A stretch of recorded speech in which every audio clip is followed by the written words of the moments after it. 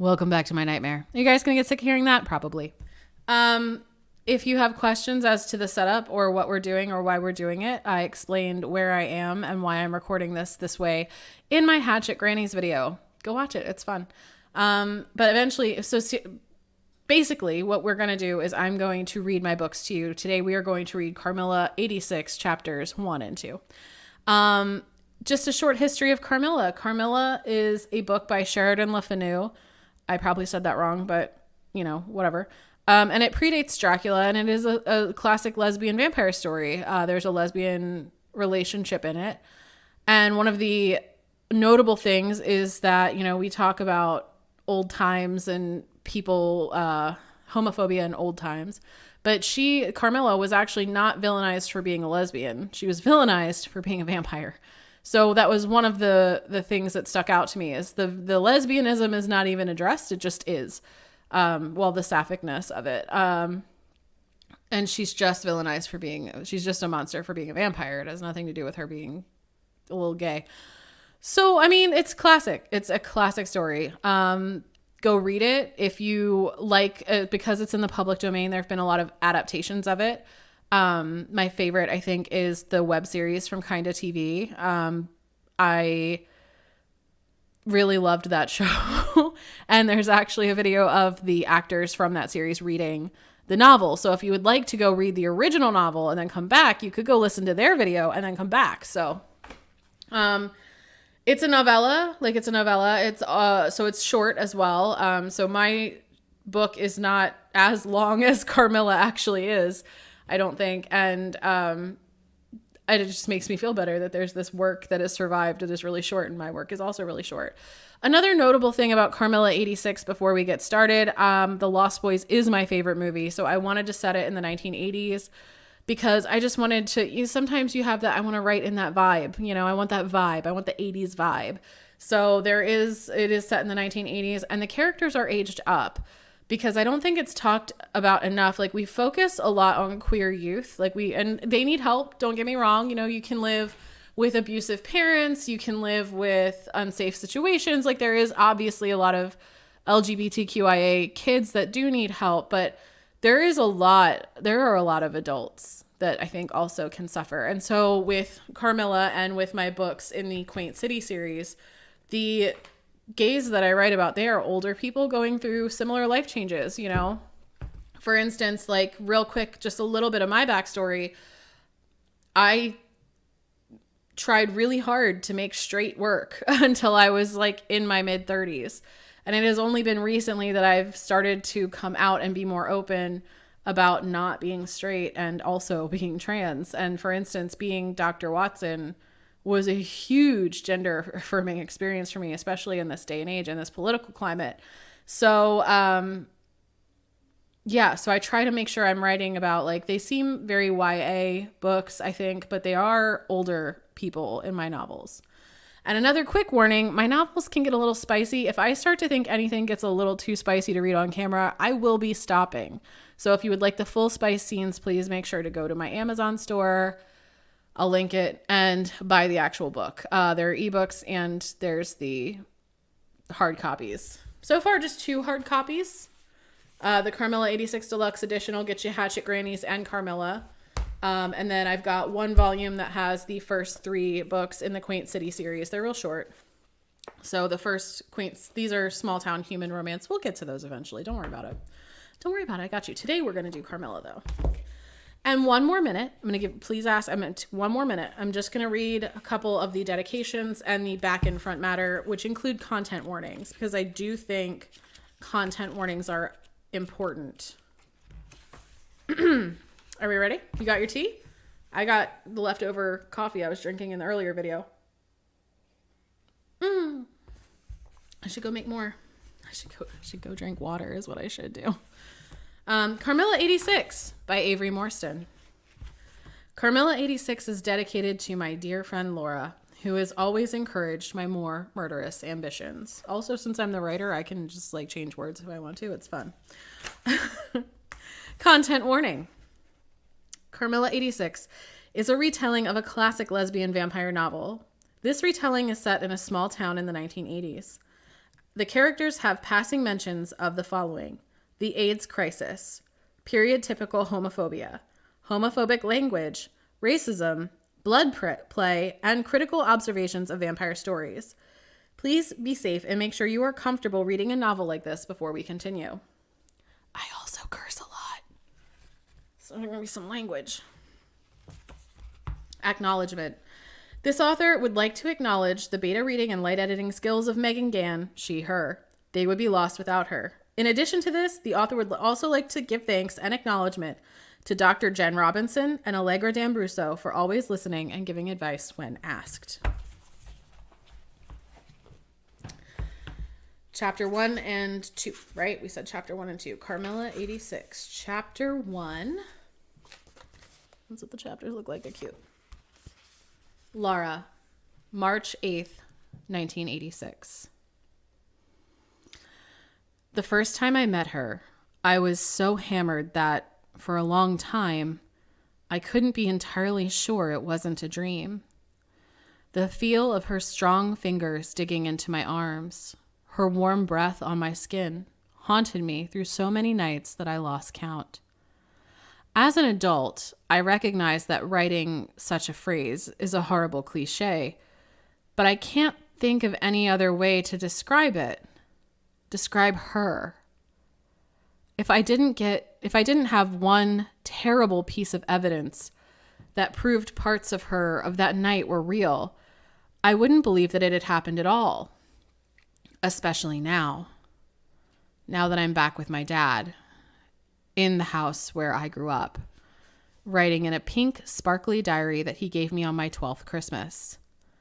I tore out the few pages that had been used, which mostly talked about some sermon I learned in the 6th grade. I wasn't much of a writer when I was younger, but such a strange occurrence deserves some sort of record, even a poor one.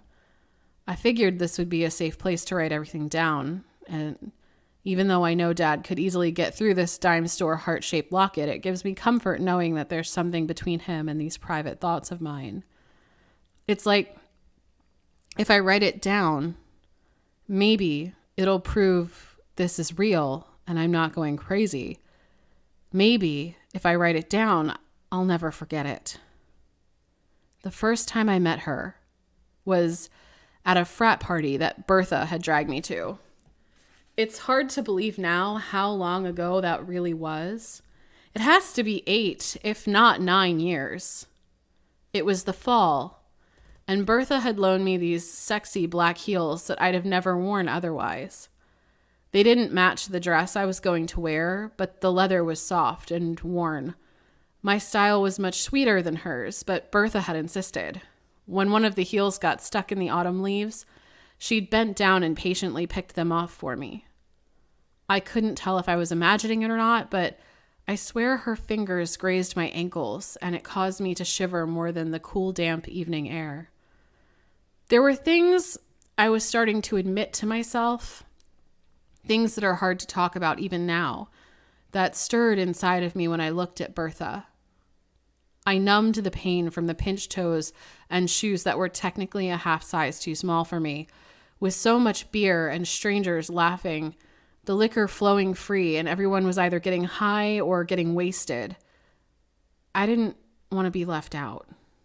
The air seemed to grow thicker, murkier with smoke the longer I stayed in the house. I stepped from group to group, seeking something, a connection of some kind. Time began to feel like it was moving slower. My body was heavy, bogged down, trapped in a molasses quicksand, and that's when I saw Bertha. She was talking to a woman across the room from where I was standing, with a fake smile plastered on my face as some jock leaned up against the wall next to me. Her smile made my heart thump harder in my chest. The woman leaned in to whisper in Bertha's ear, and I felt like the room stood still. There were great-looking guys at this school, believe me. Bertha and I had talked about it at night, lying in our beds in our dorm, but we talked about them in a nervous way, followed by fragile giggles that were nearly transparent in texture. When we talked about girls, that was different. There was a deepness, a rooted praise that hid a stronger stalk, weeds through pavement, growing where they weren't supposed to, resilient. Even now, I can't think back on that night without tipsy prose. What a loser I must be. Either way, I saw Bertha with a woman. Bertha was tall and athletic, and she towered over the stranger with that easy grin that reminded me of sunrises over the mountain around my family home. I could only see the back of the stranger's head, a shadow of dark brunette hair, and Bertha reaching up to graze her knuckles over the stranger's bicep. We hadn't lived together very long, but I could recognize all of Bertha's smiles. This one had my stomach twisting in a hot, nauseated knot. Before I could make my way to them, they were gone. I thought I saw Bertha leading her new friend towards the stairs up to the second floor where I knew the sex-crazed couples were having the time of their lives. But I had to follow them. I had to stop her. Didn't I? It's what I convinced myself of. She must be too drunk. What if she got caught? She'd be expelled for sure. People would call her a dyke. But it seemed like everyone was in my way all at once. The house was murkier. The dancers were more closely packed on the living room floor, and I had to elbow my way to the stairs. Couples were pressed against the railings, tongues writhing down each other's throats, and all I felt was unease. Where had Bertha gone? I suppose I shouldn't have been shocked by everyone's behavior, but I was raised in a small town with my single dad. He was fairly conservative. We attended church every Sunday, and the ladies that made the after-church lunches were my regular babysitters. But mixed in with my shock at the people behaving in such a bacchanalian fashion was a strong thread of excitement. I felt disgust and righteous indignation while admitting that watching everyone was also thrilling. It was like a drug, and one strong enough to nearly derail my search. What if Bertha hadn't gone off with the stranger? What if she had pressed me against the rail like that? What would the church ladies have to say about that, right? In my inebriated state, everything felt magical. I was a princess knight on a quest, like searching for a needle in a horny haystack. I never made it to any of the bedrooms, which was probably for the best. I paused in the hallway, working up the nerve to knock on the first bedroom door that I came to when my quest was paused by a gorgeous girl. The smoke was thicker upstairs, which is probably what made it seem like she appeared out of thin air. I was stunned. I had never seen anyone like her. There was something in her face that was charming. It was a quality that drew you in and made you look closer, made you want to linger, even as it gave you the uneasy feeling a fly would get from a beautiful spider. She was on the plump side, maybe, but she was also unapologetic about it. And her figure was such that you wanted to sink your teeth into every gorgeous curve. I don't remember exactly what she was wearing. There's just too much haze in my memory. But I remember it was low and black, and that her breasts pushed up in a tempting curve against the fabric. My fingers itched to trace the line where skin met her shirt. You could, you know. Her hand gripped mine and raised my fingers to that very line that had me so enchanted. If you wanted. Did I actually say that out loud? I remember asking her, but I didn't move my hand. She laughed. You did. I must be totally gone, I said, or something like it. Her hair was long, brown, and curling in these wild waves. Her eyeliner was so dark and smoky that I could smell lilacs and hairspray all over the cigarettes and beer. You're beautiful, I blurted out. I remembered that my hand was basically cupping her tit in public, so I snatched it back and slapped it over my mouth. My cheeks burned. I couldn't believe I said that out loud. She smiled, and God, her teeth were so perfect. I curled my fingers away from my lips, just enough to manage, "I've never seen you before." "We're in a different year, perhaps," she suggested. She tossed her hair, and it exposed a smooth throat that begged to be kissed and nibbled. I think I smiled at her. She did seem older than me. Maybe she was in her senior year, is what I remember thinking. My beautiful stranger leaned towards me, and I found myself with my back against the wall, much like the other occupants of this hallway. She braced herself with her hand on the wall, one arm stretched over my shoulder, and she smiled wickedly. "I would have remembered someone like you," she said in a low voice. She had an addictive purr. I blinked at her slowly. An edge of fear was creeping into my enchantment, pushing at the corners of my drunken mind. What a buzzkill. I felt caught, like prey. The antelope just before the lion makes an epic leap, if you'll forgive more cliches. Of course you'll forgive me. You're a diary. What am I talking about? You don't even talk back. I licked my lips, and I noticed her eyes followed the motion. She smirked at me. "You want to go somewhere a little quieter and talk?" she asked. She arched one perfect brow, and my stomach did a funny twist. I nodded. "Sounds great," is what I think I managed to get out. She laughed again, I think. I'm not actually sure. All I know is that I found my hand twisted in hers, which was strong, and that she was pulling me more than leading me through the crowd towards the bathroom. It was a frat house, so I can't say it wasn't entirely disgusting. It was. On top of which, every single inch of it that wasn't the sink or the tub was carpeted in baby blue shag, which I didn't even want to think about.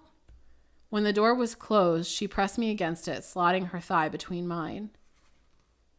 "What's your name, pretty girl?" she whispered in my ear. Her breath was hot, and I shivered. There was that ache, that clench in my abdomen. I'm so bad at this. Something waking up that I hadn't known was sleeping inside of me. "Laura," I managed. I would learn never to give out my name later in nightclub bathrooms when I'd try to recreate this scene. But right now I was too wasted for this. But I wanted it. I wanted to savor it. With alcohol as an excuse, I didn't have to pretend I didn't want it. That I didn't dream of beautiful girls and soft kisses when I was alone, or when I was lying awake in that tiny room with Bertha wondering if she was dreaming about the same thing. This was hot. This was good.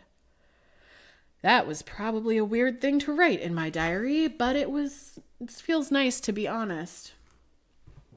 Her tongue found my ear, and I shivered.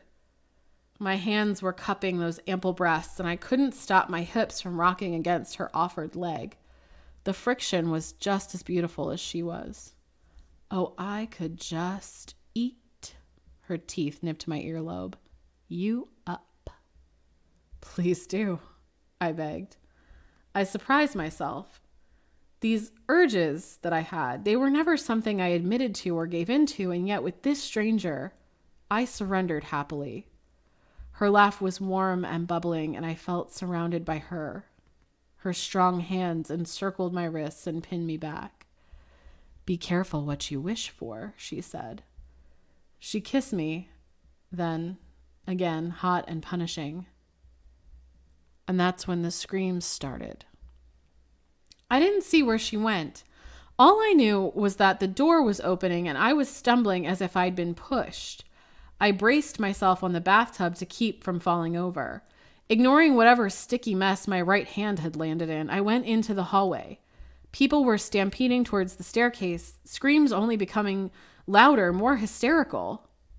"Hello?" I think I shouted. I tripped into the hallway like a fool, more concerned with where my demon princess had gone than why the people were screaming. "What's happening?" It was too loud. There was too much chaos. People weren't hearing me over the crowd. I reached out and grabbed one of the door jambs to the bedroom and yanked myself free from the crowd. As I paused to catch my breath, I looked around the room. Bertha's dead, naked body lay on the mattress, her throat ripped to pieces. That's the last thing I remember from that night before I vomited on the shag carpeting.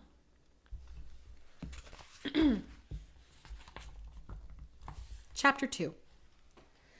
The cabin. Present day. Give me 1 second. I'm going to crack my wrist. Oh, Hugo. Chapter 2. The cabin. Present. Of all the things Hugo Hesselius detested in life, he had to admit the countryside ranked at the top of the list. Not that anyone in America called it the countryside anymore, but being American, he had to maintain some sort of patriotic loyalty. So if he'd said the country, someone might think that he hated America as a whole, which he sort of did. But he learned a long time ago not to say it, and certainly not to say it when visiting the above-mentioned countryside. In his number 2 slot of most hated things, he would put rain, followed closely by gay clubs, both of which he was about to experience in abundance. The cabin was hidden in the wild mountains of rural Maryland, tucked away in the shadow of the valley that was perfectly situated to hold a million secrets. Technically speaking, its address was in the middle of, Technically speaking, its address was in the town of Wintervale, although it was so far out of city limits that its actual location was often up for debate. Thursday through Sunday, the cabin was known as the local queer club, hosting drag shows, burlesque nights, and the annual June Pride Party. The less said about the June Pride Party, the better. Gay rednecks could get their hands on some good fireworks. Hugo was told that the locals from Wintervale and its connecting towns of Quaint City and Blue Goat Township appreciated having a safe space for their LGBTQIA+ communities. As far as anyone knew, it was closed on Mondays and Tuesdays. Unless you knew the password, that is. Back to the rain. It was a necessity for sure. Hugo had gone to elementary school in America. He'd been taught that annoying nursery rhyme, and he knew that without early spring showers, there would be no spring flowers. He wondered how much that mattered, considering he was fairly certain the end times were near, but then that thought had him wondering if perhaps he'd been spending too much time alone and he should get out more. A gay bar, like the cabin, was not what he had in mind. He was an ally, of course, but he didn't consider himself to be queer. So, attempting to break into a gay club on its speakeasy night seemed like a waste of time. Even with the dark clouds above, sending sheeting rain down to coat the slick roads he was driving along, he knew the sun had set only a little while ago. He was still getting used to this sleep schedule, and he'd always been a little cranky after waking up. Still, he'd tracked her this far. He might as well close the loop, solve the case. But definitely Hugo hated rural Maryland, rain, and gay clubs, especially because they were currently causing him to have damp socks. He hated having damp socks, maybe even above all the other things. Hugo pondered his potential homophobia as he missed the club and had to go further up the mountain before finding a spot to make a safe U-turn. He wasn't gay, and he had friends who were gay, and he obviously wanted them to have a safe space to exist. And it wasn't necessarily that he hated gay clubs, it was that maybe he hated clubs in general, and this particular one was just getting all his hatred at once. Hugo considered himself an academic. He preferred quiet libraries and books over loud thumping music and sticky floors and awkward conversations with strangers. What was the point of supernaturally enhanced eyesight if he was just going to keep missing the driveway? He made another U-turn. He hadn't expected it to look as much like a cabin as it did. The outer walls were clearly made of logs, rough wood woven together to create a sturdy square building with a somewhat questionable-looking roof. There was a high fence behind it that seemed to be protecting an outdoor bar area that was probably nice in the summer but would be drenched right now. Because the cabin was on a mountain and in the woods, Tall trees loomed overhead, making the dark night sky seem far away and somehow deeper. He cleared his throat, braced himself, and opened the car door. Rain splattered, freezing cold on his neck as he ran through the parking lot. From the outside, it appeared abandoned, but the door was unlocked. He'd never experienced an audible record scratch moment until he walked through the rickety door of the cabin. It felt uncomfortable in his newly sensitive ears. The music stopped, the locals swerved to look at him, and a bouncer near the door stood, growling down at him. Literally, actually growling. He ducked his head in a nod and started for the bar.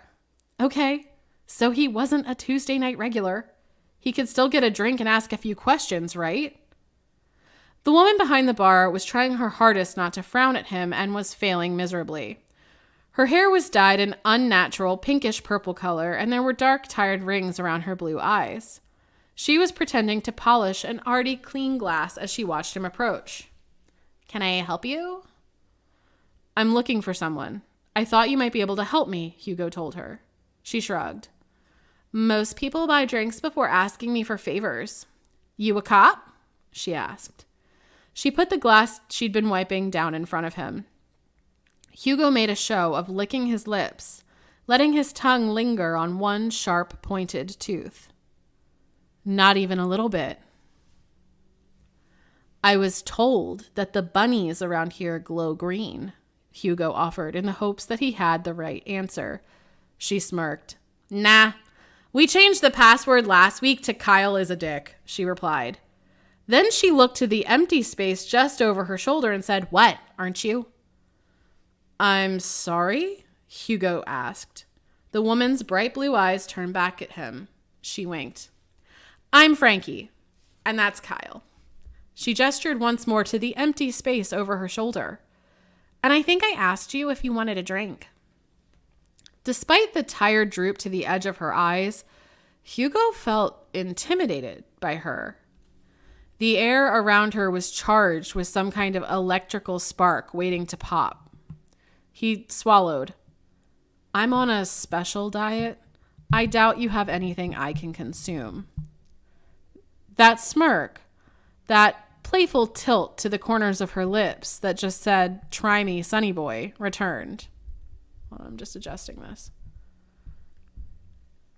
She lifted the nozzle of her soda gun and pointed it into the empty glass.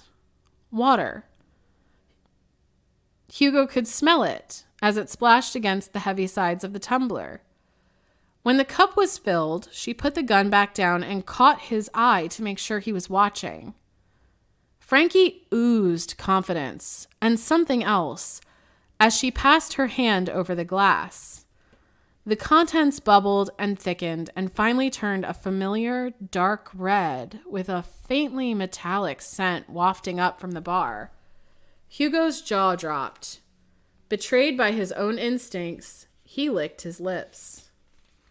First one's on the house, kiddo, Frankie told him. She pushed the glass his way. He lifted it and took a sip, followed by a deep, thirsty swallow. Her smile grew. You are green, aren't ya? I could have poisoned that. Poison won't do much to me, he countered. Frankie laughed. Honey, I've been around long enough to know more than a few tricks against a vampire. Who are you looking for? They might not even be here, Frankie said. Hugo was aware that the music hadn't picked back up yet. He knew the entire bar was watching with bated breath, wanting to hear his answer or maybe see Frankie's response.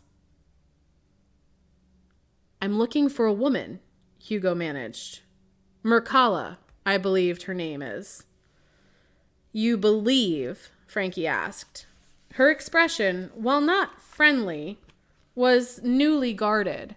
She raised an eyebrow at him. Hugo nodded. She goes by many names, but I think Mercala is the one she goes by now, he said. You so sure about that? Frankie asked, letting both brows lift this time. She nodded, and Hugo turned to look behind him.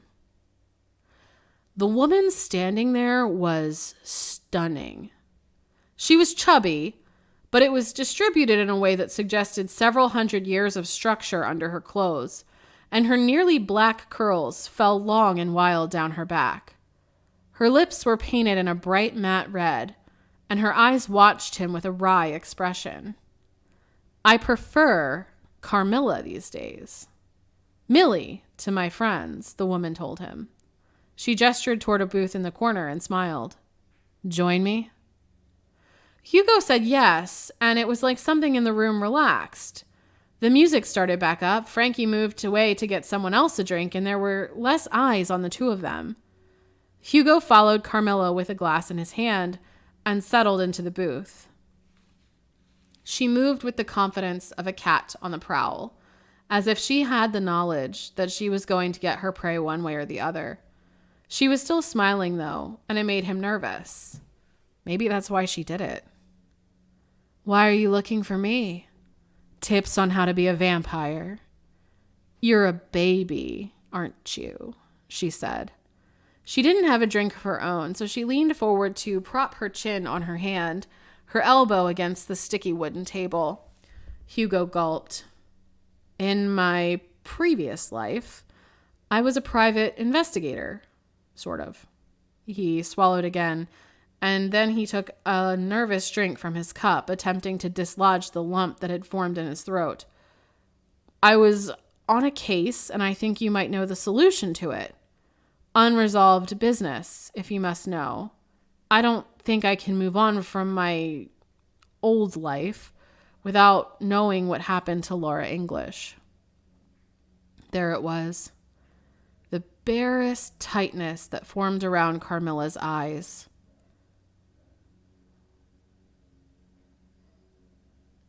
She was aware of what Hugo was talking about. A missing persons case out of a small town, sort of like this one. In the 1980s, Laura English had gone missing in the middle of the night, leaving her single father devastated. It had captivated the nation for a decade or so, but then she'd been forgotten in the way most missing people were forgotten. I'd heard they'd found the young lady, Carmilla said with a fond smile.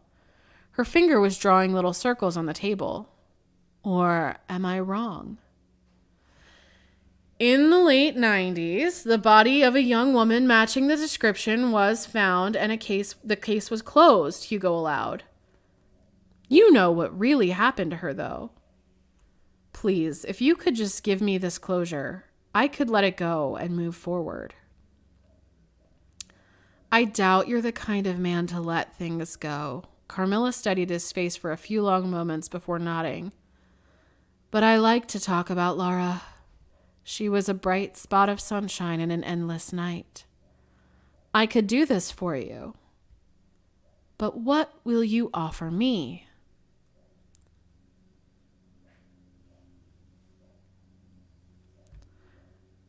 There's a dog barking very loudly outside. I'm sorry. That was not in the book. That's just me.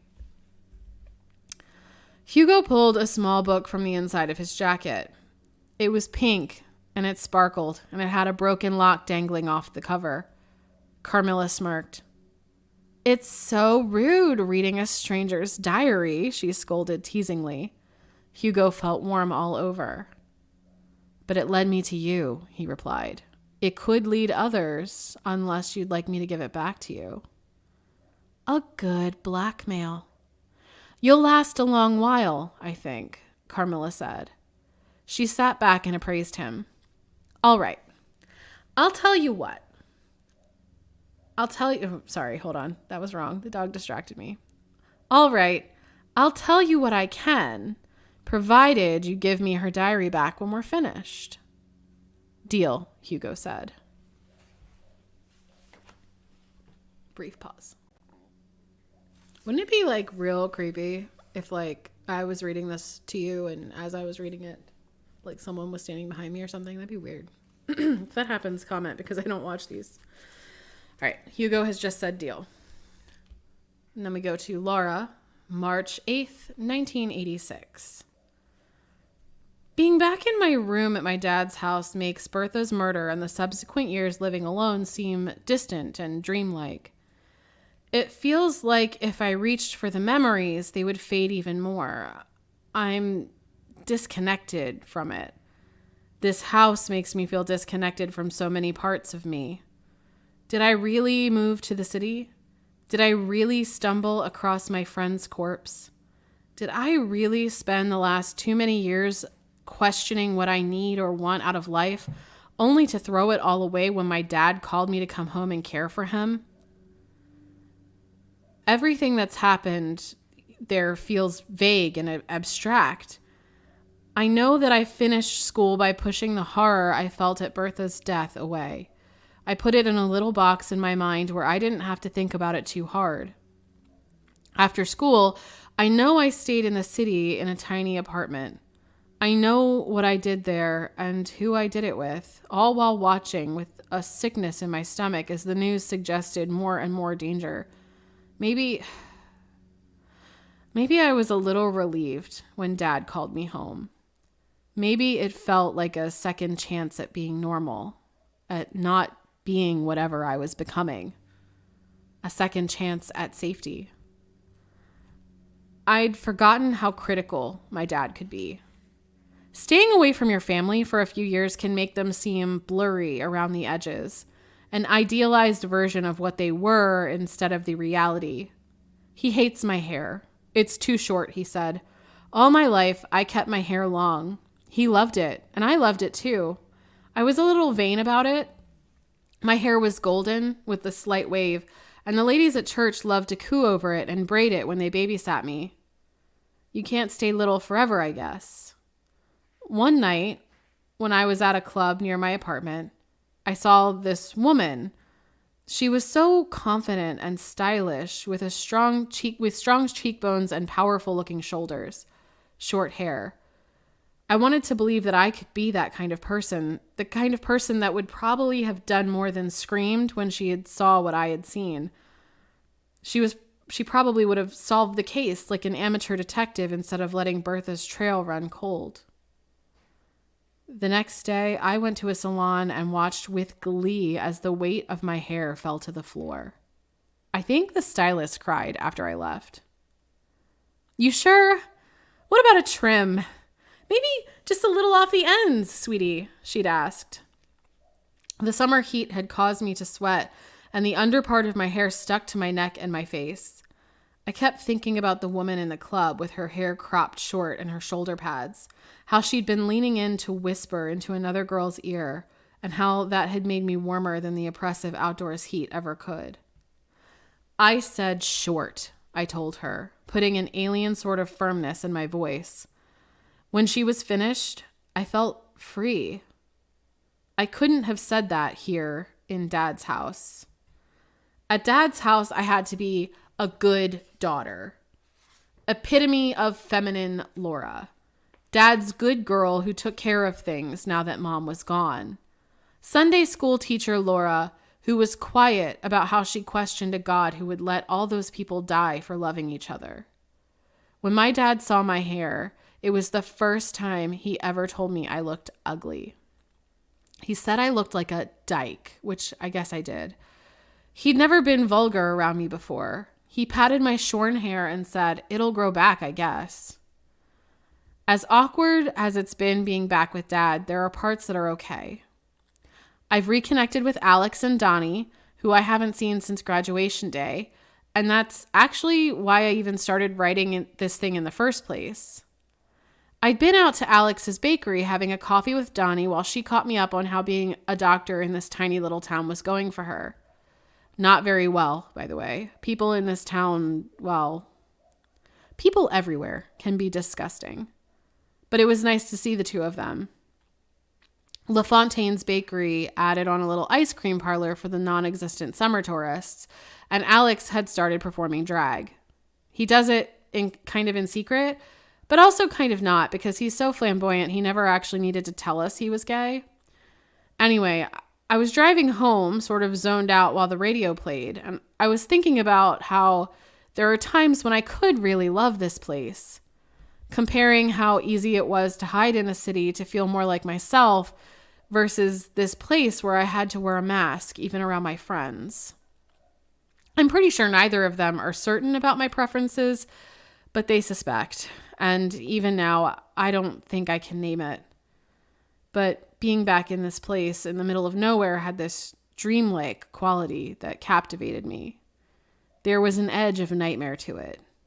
Driving through the long country road, through the deepening shadows of the forest with an electric guitar wailing like a banshee. It was that kind of early spring night where the sun had yielded its heat and the blue-orange coloring to a misty twilight, with the fog or steam rising up off the road that hadn't yet thawed from winter. As I drove, the shadows stretched, grasping out from the trees, reaching for me. The inevitability is poetic. Everything succumbs to the darkness of the night eventually. It's a natural part of the circle of life. My mother did, and so did Bertha, and one day so will I. There's nothing to be afraid of in this darkness. But my heart thumped nervously anyway.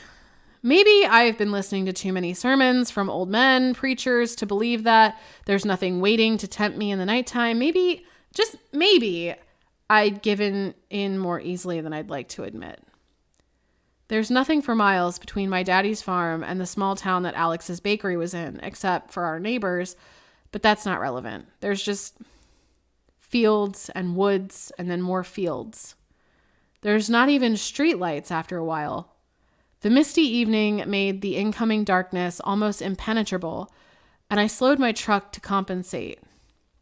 Lord help me if a deer ran out in front of my dad's truck. In the distance, I could see something pulsing. Taillights. Red, flashing like a heartbeat. Looking back, I'm still in awe at what I did. I know better than to pull over for strangers, especially at night, especially in the dark, but this is where I'm from. It never occurred to me that anything could go wrong. As I slowed down, I noticed the mist was settling into a thick fog that made the other car hard to see. It was pulled over on the side of the road, at least, so it wasn't directly in the way of traffic. I could make out a vague outline of a woman leaning against it. My taillights hit her and my jaw dropped. It's her. I know this woman. I know the curve of those breasts, what those plush thighs feel like between my own. I know the feel of those soft curls in my hand, that petulant pout and the eyes that look like she owns the whole world. I licked my lips and put my hazards on. She limped up to my passenger window, which I leaned over to roll down even more than it already was. Those lips, whose shape I had dreamt about since that horrible night, were curved up in the sexiest smile an injured woman probably ever gave to someone. "Hey there," she purred. Her voice was low and sultry, and I wondered if she's used to seducing everyone she meets to get her way. I wouldn't be surprised. "I've been in an accident. Do you think you can help me?" "Oh, gosh, yeah. Are you all right?" I asked her when I remembered how to speak. I'll admit it took me a second. There's something about her that just sucks the oxygen from my system, and it's hard to form a cohesive thought. "I hurt my leg, and I think I knocked my head a bit, but I can't really remember," she said with a weak, breathless laugh. She rolled her eyes. "A deer ran out in front of me, and I slammed on my brakes, but it was all a blur after that. My mom is staying at the bed and breakfast in town. Do you mind?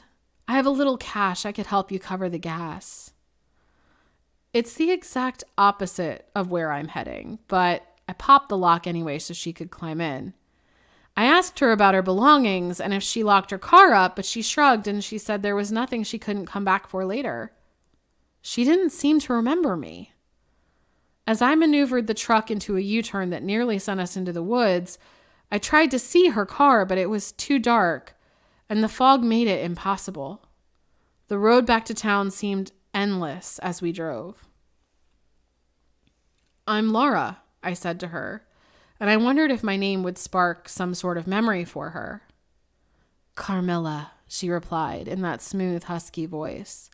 It burned me like the best whiskey. "It's nice to meet you."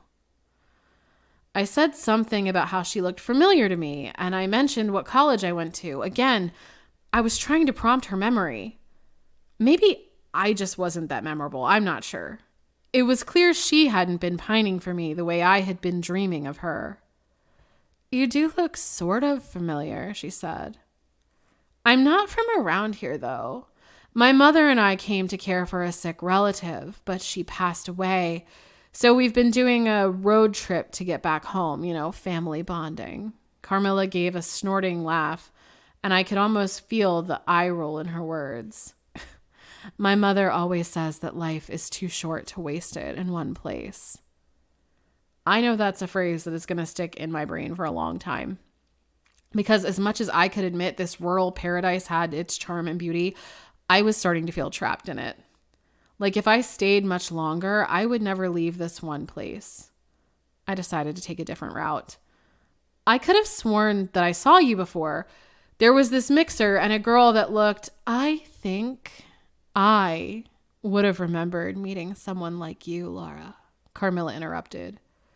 The way she said my name, it was definitely her. Maybe she was just so hammered the night she met that she didn't remember me, but I knew her. I felt like... No, that's too stupid to say. I'm writing in a fucking diary. I'm already being stupid. I felt like I would know her anywhere. Like we were somehow linked. Across time, I would be able to find this woman. The rest of the ride back to town wasn't really that eventful. Standard getting to know you type of questions, except looking back, she didn't give much away about herself. She asked a lot about me. Where was my mom? What did she die from? How did I like living with Dad again? Anything I asked her was easily avoided. I dropped her off, and she stayed on the sidewalk in front of the only B&B in town. She waved to me as I was pulling away, never going inside or anything. I passed by the place her car was parked on my way back to Dad's, but I didn't really pay attention. The woods, which had always felt like a welcome hiding place, felt oddly sinister. I wish I'd been looking at the wreck. Let's see if I can tell you. No. I wish I'd been looking at the wreck. I wish I'd paid more attention other than noticing the springtime fog had disappeared, leaving the night cool and breezy and clear. When I got home, Dad was watching the news on the television set. Don't look, Laura. Nasty animal attack. Guy had this whole throat bitten out, Dad said. I cringed away from the information. That sounded identical to how Bertha had been killed. Where'd they find him? Up on the mountain, I asked. Nah. His car was on the side of the road, abandoned. It looked like he had stumbled out into the woods, probably to take a leak, and met with something full of teeth, Dad said. The newscaster had started describing the car, and I was frozen to the spot in fear. It was the car that Carmilla had been driving. Well, that was the first two chapters of Carmilla 86. I think for the next two, I should probably try to... I'm going to angle you down for like the next two.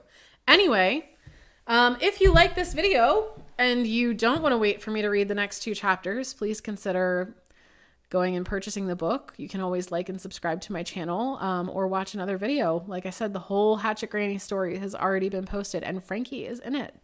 Thank you for watching. Please remember, go outside, get a walk, take a snack, take care of yourself. You're the only you I have. And I'll see you next time.